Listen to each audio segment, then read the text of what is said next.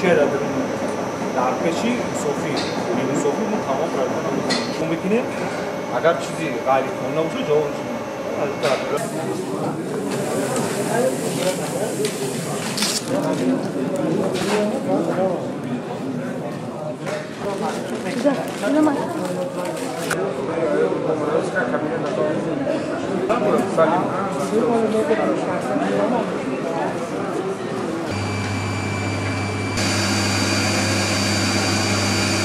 Все посмотрели, спасибо огромное.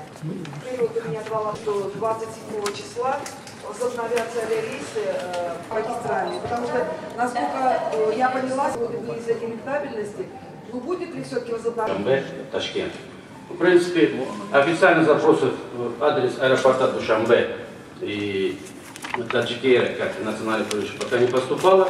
Но если я сам видел, что в системе этот рейс заведен с 29 марта, но пока не открыта ни продажа. И я думаю, что если при поступлении соответствующих процедур, нам надо максимум 3 недели для того, чтобы эти все процедуры открытия рейса на участке Ташкент-Душанбе и обратно пройти максимум 3 недели надо. Пока в наш адрес аэропорта Душанбе и Таджикер таких запросов не поступало.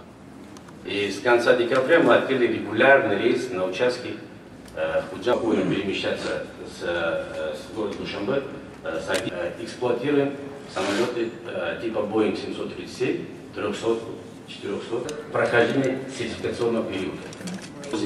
Момехане, а 880 евро, то 810 евро нарчу. И на соткин ба курби доллар чансумиша уджа.